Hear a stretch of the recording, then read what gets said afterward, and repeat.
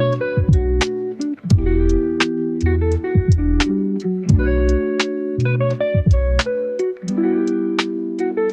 everyone, how are you? Welcome to our first episode of Girl Talk with Cassie, Lily, and Jess. In this episode, we delve into the delicious world of cakes and pastries.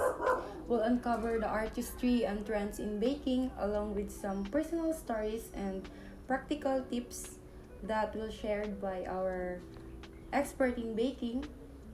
Please help me welcome our guest, Miss Michelle Bison.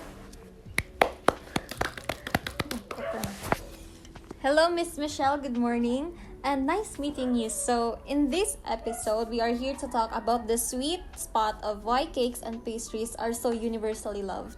So, when we hear cakes and pastries, we already know that they are sweet, and most kids in the world are loving eating cakes, but not just only kids, also adults and pastries. So, Miss Michelle, can you share with us some overview about your journey and how you started and what inspired you to become expert in baking cakes?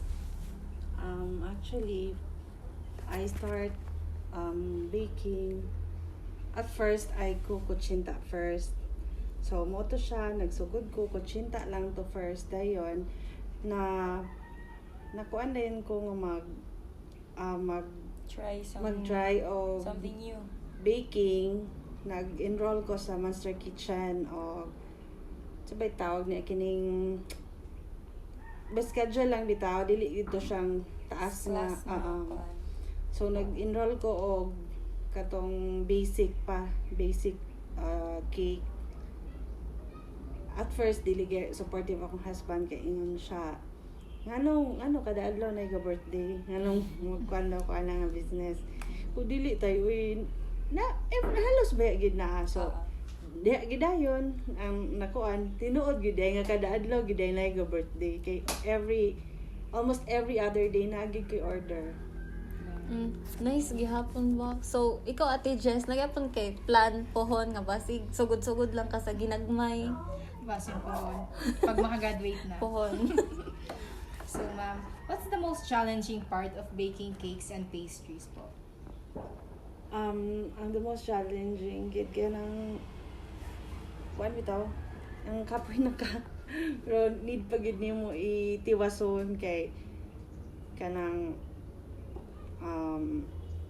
sabi term ani ha yung daghan kayo kag gi dawat na order which is dili day nimo siya maapas so mo na din to magsapot na din ka wala na din ka sa mura na din ka og mangnawag na ka sa mga dili nimo ingon ana din magkuan na din ka kapuya kay ani anong kinahanglan mo ginani nga pwede ra man ta nga mag-relax lang so kay mo man akong gipili so ako agwantahon ana akong mga kana po dayong na-order Rush order, ma'am, you. Dili kay ko anang rush order kay ngano makuan ko ba kay ginaset ba na ako akong time ko schedule mo nang kung na may nga nag-rush nuno gid ko kay murag ay ko dali abi ganang ano bitaw then napay isa di ay kini pong sa mag-cancel og order mo sana isa sana sa grabe ka challenging pod kay ngano imo na ba na siyang gi-ready then may na siya ay lamam ka ng dili day na ko dayon nun wala pa nimo siya nahimo pero napalit na nimo ingredients Ready na. oo so mo yun siya nga di amo yun na po ko okay ma'am no problem pero actually grabe na to sa ako nga sus kung kabalo pa lang bitaw Nga na di gyapon. Pares ato sa pag-eskwela na to ba daghan kay mga setbacks nga di na to gina-expect. Pero nga na nam gid na ang life natural na gid na siya. So here's my question, ma'am. What's your advice for someone who wants to start baking professionally or as a hobby? Is hobby lang ko ha kay dili gid ko professional baker gid kay wala man gid ko nag-graduate sa katong course nga kanang sabi tawag nila na Kanang pang sa baking baking jud Oo. og cakes. Ako lang nalang enroll lang ko og mga kining mga short courses ba nga 2 days lang, 1 day nga lahi-lahi siya nga menu, lahi-lahi siya nga gina-offer. So ako kuan lang ta. Kung mo gid imong gusto, ako actually di gid din ako gusto pero murag na love na lang, di gid say nga love pero murag na kuan na gid ko nga sige go na lang ko ani. So dapat na kay pasensya na kay kani imo i-widen imuhang kuan nga kanang mag-research pug ka, magsigi ka og enroll og mga offer sa mga baking schools ana kay mas mo enhance pang imuhang kanang kahibalo. Then magmamati pod ka sa mga kanang friends nimo labi na tong mga baker pod na sila mga advices good. So tinuod na siya kung mag-advise kay sila tinuod yun na wala na sila ingon nga i-take yun mo siya kay tinuod yun na siya nila ang ilang advice is mo kuan yun na siya sa imong trabaho More reflect. Tapos padayon lang nagi din mga challenges nga dili marag makaingon na ka nga dili na ko kay grabe nga pagsulay pero dito di ay to makuan nga kung imo tong padayonon mas grabe pa ang maabot sa imuha nga mga orders mga kuan kay basta natoy time okay nati Yes, ma'am, sure. natoy time nga nakoy client nga wala ko nakasaba sa iyaha nga nag-connect nagamit ko og wire sa marshmallow nga akong gi-connect sa cake. So wala ko nagsaba nga ma'am naabya na siya kanang tie wire ha. Na-inform. Wala siya na-inform, nalimot ko. So ang bata karon sa iyang birthday pagkagabi iyang gi-swallow ang marshmallow. So pagkaon niya mura siya na choke. Di abi sa ma'am ulan naunsa ka pagtanaw nila sa uban nga marshmallow nga nabilin sa cake. So nato ang tie wire nga naka-connect. So ilang duda nga basin og natulon sa bata nganong nag-react siya ginadto.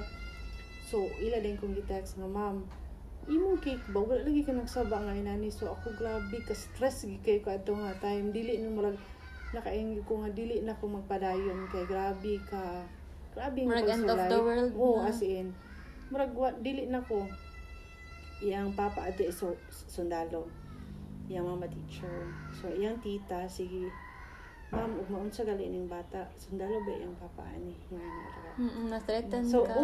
dili ko katulog pila ka days mura ko to siya pinakagrabe nga stress nga naagian ako sa baking.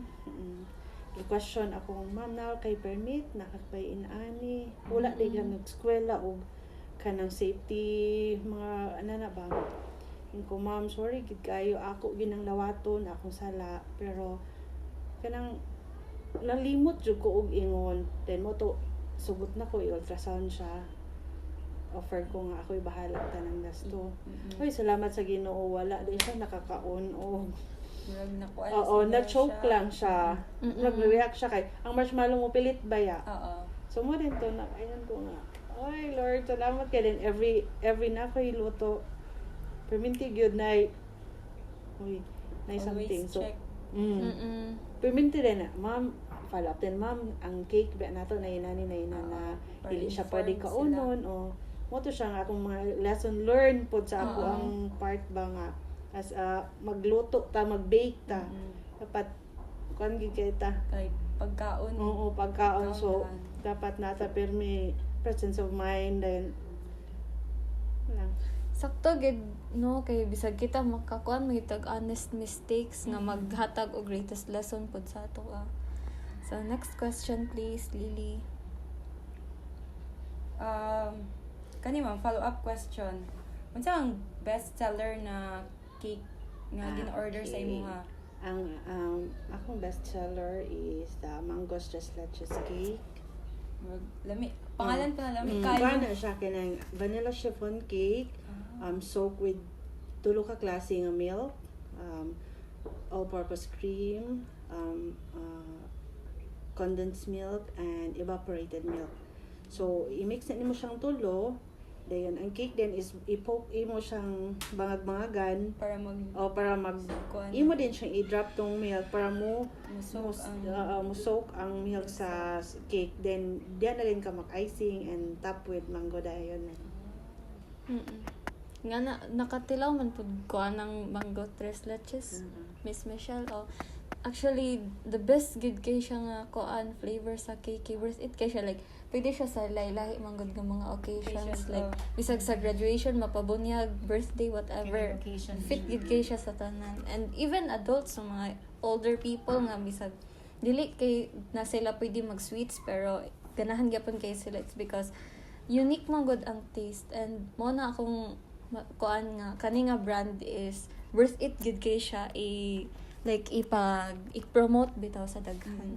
Kay dili baya pud tanan tao ganahan sa sweets. Oo. Kay- Pero depende. once tilaw Try na nimo nila. siya. Dapat i-try nimo. I-try na to na. Pohon. So, moto daghan kay si Ma'am gi-share nga kuan about sa iyang journey sa challenges niya. And we're reminded that cakes and pastries are so much more than just desserts. From the careful layering to the perfect balance of sweetness in a chocolate cake, and every creation is a story to tell.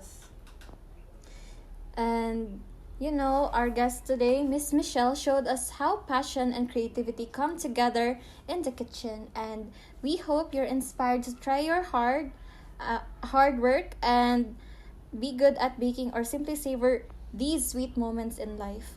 And remember, whether you're perfect or you're using technique or you're just enjoying a warm pastry with a cup of coffee, always remember that there's always a little magic in every bite.